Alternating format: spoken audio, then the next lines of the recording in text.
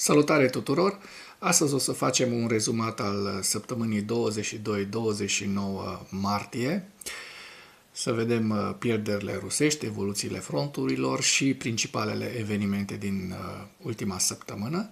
De asemenea, vom face și o scurtă analiză a zilei 1495 a războiului din Ucraina. Înainte de toate acestea, vreau să facem o mică introducere, nu prea lungă, în care să spunem că, într-adevăr, ucrainenii, iată, pentru a cincea zi consecutivă, au vizat terminalele petroliere din Marea Baltică rusești și, în special, azi noapte, din nou, Ust-Luga a fost în flăcări.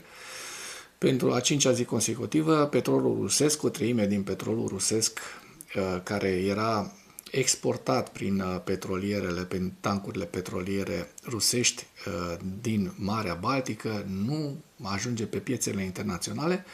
Asta are și un efect negativ asupra prețului, dar este un efect pozitiv pentru că rușii nu pot să-și construiască, ca să spun așa, un buget pe care să se bazeze din acest petrol, care, bineînțeles, l-ar folosi pentru a alimenta războiul din Ucraina.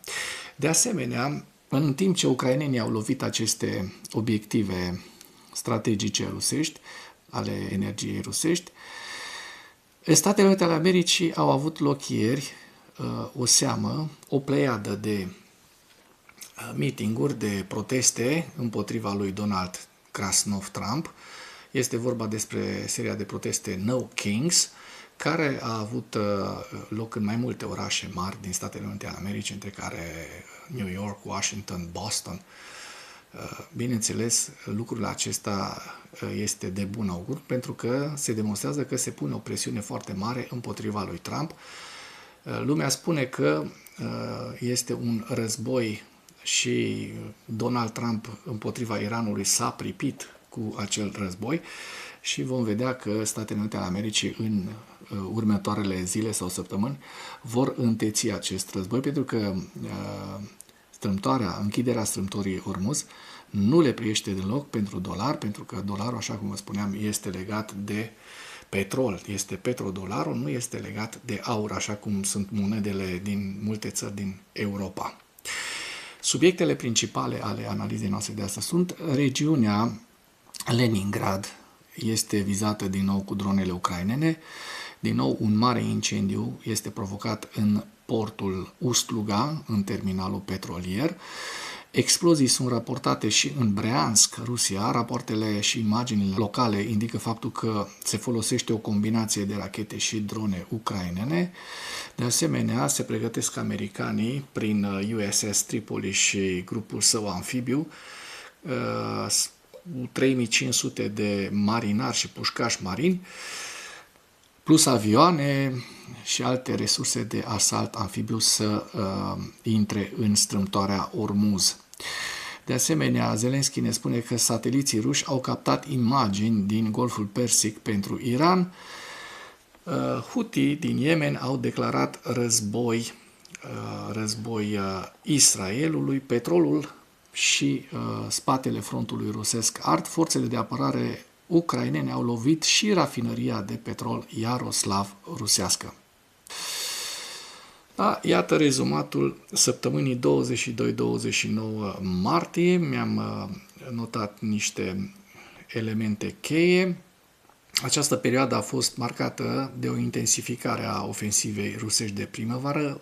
Rușii au încercat o ofensivă de primăvară, dar nu au răzbit, încercând să profite de condițiile meteo pentru a sparge liniile defensive ucrainene în regiunea Donetsk. Punctul critic, estul Ucrainei, bineînțeles, forțele ruse și-au concentrat efortul principal în regiunea Donetsk, vizând noduri logistice vitale. În ciuda presiunilor constante, avansul rusesc a rămas lent și extrem de costisitor în termen de resurse umane.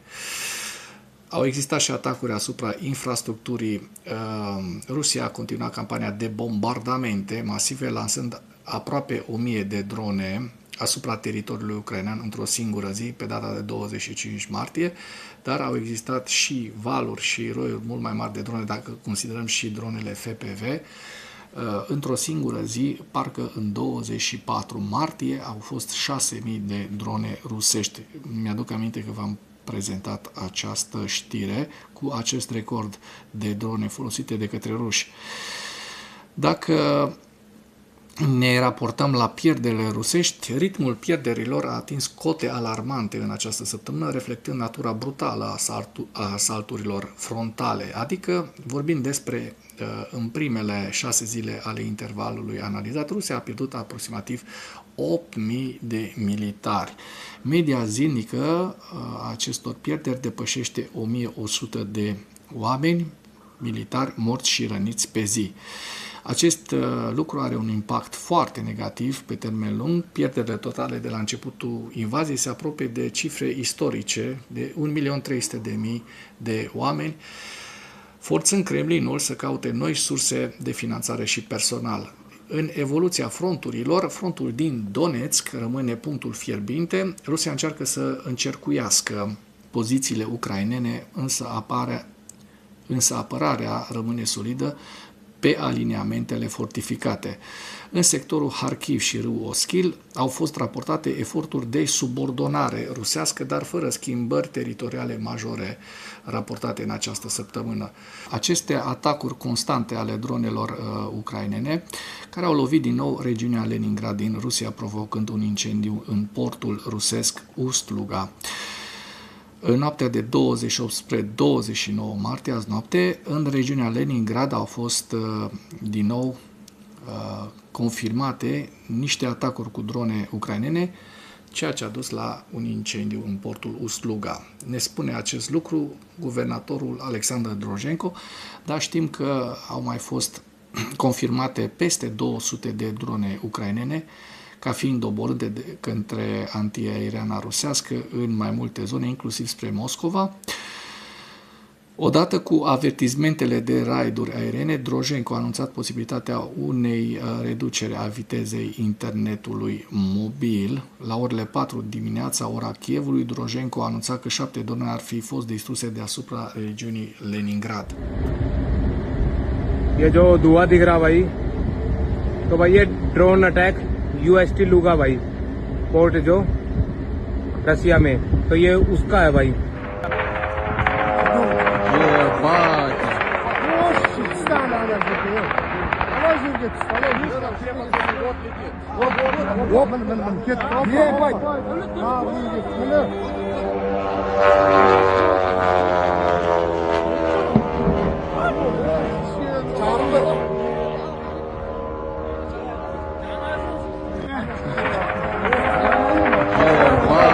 Drozhenko a raportat ulterior că ar fi fost doborâte 27 de drone deasupra regiunii Leningrad și apoi că în jurul orei 7 dimineața 31 de drone. Deci toată noaptea dronele ucrainene au bâzâit în portul Ust-Luga.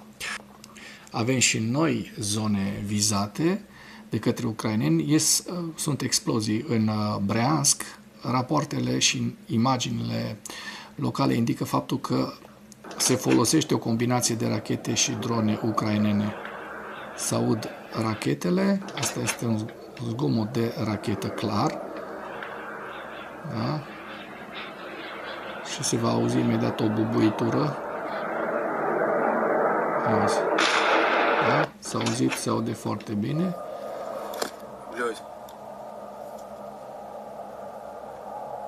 Se aud sirenele în depărtare în oraș.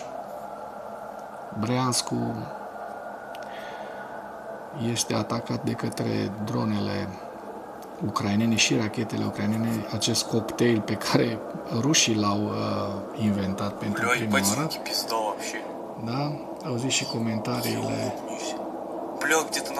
Se aude racheta, da? Sau mai multe rachete, sau este zgomot de avioane, dar eu zic că sunt noile rachete care vor teroriza Rusia, rachetele Flamingo de producție ucraineană, care bat până spre 500 de kilometri în teritoriul rusesc. Nu este o situație prea bună și prea confortabilă pentru ruși în acest moment, dar și-au căutat-o, da? O nouă imagine pe care o prezentăm. Se vede pe cer. Cred că asta e o rachetă chiar. Pentru că vedem foarte bine un flash luminos. Da. Și iată USS Tripoli și grupul său amfibiu, deci este vorba despre portavionul american, au intrat în zona CENTCOM cu 3500 de marinari și pușcași marini, aducând de asemenea avioane, resurse de asalt amfibiu și tactice. Desfășurarea alimentează speculațiile că SUA ar putea încerca să cucerească una sau mai multe dintre insulele strategice ale Iranului pentru a-și asigura transportul maritim. Din păcate pentru americani, până în acest moment se demonstrează că nu a fost calculată bine această lovitură împotriva Iranului. S-au pripit pentru că nu au avut în zonă destule forțe. De asemenea, vă prezint atacurile aeriene americane care au vizat embarcațiuni ale marinei IRGC într-o nouă rundă de atacuri, afectând active maritime legate de forțele militare iraniene. Le vedeți în această imagine. Da? Sunt vizate aceste vapoare și bărci. Asta este un sistem antiaerian. Asta sunt niște, hai să le zic, asta e o șalupă, clar, dar existau și niște bărci în imagini și chiar nave. Bun. Trecem mai departe la faptul că, iată, sistemul de apărare aeriană rapid Ranger, furnizat de către Marea Britanie, este în serviciu în Ucraina. Este legat acest serviciu de livrările de rachete LMM Martlet, în cadrul unui acord major de achiziții care acoperă 5.000 de astfel de rachete. O veste bună, da? Și de asemenea, faptul că Brigada 37 a Marinei din Ucraina a respins cel mai mare atac rusesc din acest an pe axa Oleksandriivka, oprind un atac care implica forțe semnificative de infanterie blindate. Cel puțin 27 de soldați ruși ar fi fost neutralizați, cu pierderi semnificative de echipamente militare. Da? Iată, conform surselor rusești, unități ucrainene ar fi fost observate în Temirivka, Zaporojie, regiunea Zaporojie, și având în vedere eliberarea orașului Berezove și mișcarea recentă a armatei ucrainene în Novomihailivka, este probabil ca unități ucrainene să fie avansat mai departe spre sud-sud-est. Capturarea orașului Termivka ar tăia una dintre rutele principale rusești de aprovizionare. Se vede în această imagine foarte, foarte bine. Iată, cei de la militar ne spun că Zelensky ar fi afirmat că sateliții ruși au captat imagini din Golful Persic. Pentru Iran n-ar fi de mirare. De asemenea, Houthi din Yemen, rebelii Houthi din Yemen, care sunt finanțați și au fost continuu finanțați și furajați, așa ca să spun, cu armament și muniție de către statul terorist Iran, au declarat război Israelului lansând rachete balistice.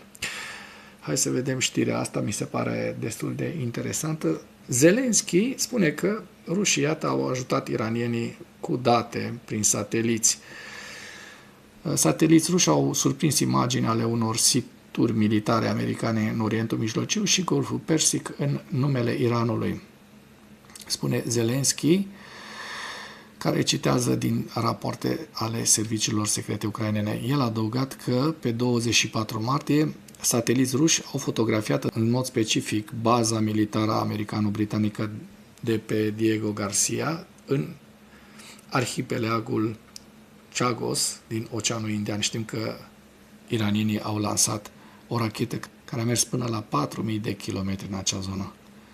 Imagini suplimentare au vizat aeroportul internațional Kuwait și părți din câmpurile petroliere de la situl Greater Burgar, da? Deci pe 25 martie a fost fotografiată baza aeriană Prince Sultan din Arabia Saudită. Pe 26 martie au fost fotografiate câmpuri petroliere și ale gazelor din Arabia Saudită, baza aeriană Incirlik din Turcia și baza aeriană Al Udeid din Qatar. Da? Nu există situri ucrainene pe această listă, dar pe cine ajută ridicând sancțiunile împotriva unui agresor care câștigă bani în fiecare zi și oferă informații relevante pentru atacuri asupra bazelor americane din Orientul Mijlociu, baze britanice și americano-britanice, a întrebat foarte bine Zelensky. În total, Rusia operează cel puțin 17 sateliți optici, 5 sateliți radar de tip SAR și 8 sateliți cu informații prin semnal, susținuți de un număr necunoscut de nave spațiale civile cu dublă utilizare. Da, asta este o învățătură de minte, sper să le intre bine în cap americanilor, da, după ce acest Trump a făcut o imprudență în Iran, pentru că se demonstrează clar că nu erau cu destule forțe acolo pentru a interveni să deblocheze strâmtoarea Ormuz. Iată, a mai făcut o imprudență anulând sancțiunile împotriva Rusiei, da? Și dând frâul liber lumii să cumpere petrol din Rusia, inclusiv Indiei, inclusiv Chinei, inclusiv Europei, tuturor țărilor cu care petrol o să ne dea apoi în cap. Cu noroc ucrainenii care mai taie din petrolul rusesc și este o nouă știre potrivit căreia ucrainenii ar fi lovit rafinăria Iaroslav și o serie de instalații ale ocupanților ruși. Noaptea de 28 martie, forțele de apărare ale Ucrainei au atacat rafinăria de petrol Iaroslav din Rusia, care este o întreprindere cheie din industria rusă de rafinare a petrolului cu o capacitate de aproximativ 15 milioane de tone de petrol pe an. Uzina produce benzină, motorină, combustibil pentru avioane, etc.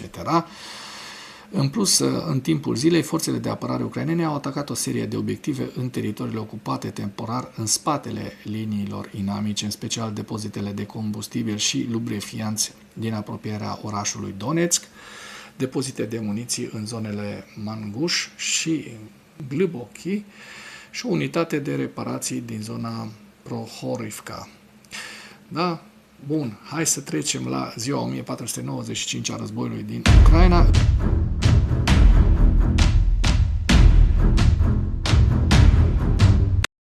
În ultimele 24 de ore, rușii au pierdut, iată, un număr din nou foarte mare de soldați, 1360 de militari, 8 tancuri, număr destul de mare, 16 vehicule blindate de luptă, 65 de piese de artilerie, numărul dronelor doborâte de către ucraineni, iată, ajungând la aproape 2000 în ultimele 24 de ore.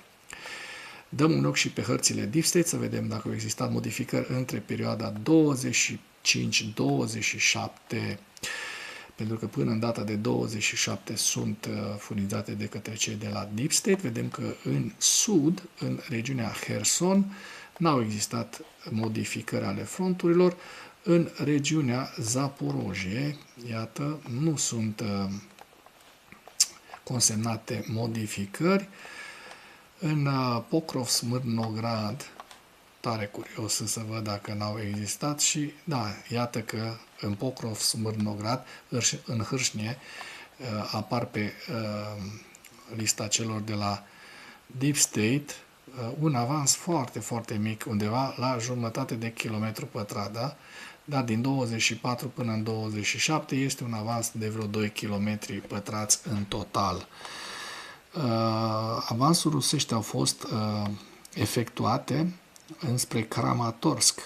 Vedeți aceste zone în care rușii au avansat destul de mult, destul de semnificativ. Eu evaluez undeva la 6-8 km pătrați în aceste trei zone, înspre Kramatorsk, așa cum vă spuneam. Mai la nord, așa cum se poate observa, n-au existat modificări nici în zona Kupianskului, așa cum se poate observa din această imagine, și nici în zonele Harkivului sau mai la nord, înspre regiunea Sumă-Kursk. Da? Și cu acest ultim detaliu vreau să mulțumesc tuturor celor care au urmărit până la final acest videoclip. Nu uitați să dați like, share, să distribuiți acest material, dați și comentarii, cei care doriți să vă exprimați un punct de vedere și celor care încă nu s-au abonat, vă rog să vă abonați pentru că asta ajută foarte mult canalul. Mulțumesc mult!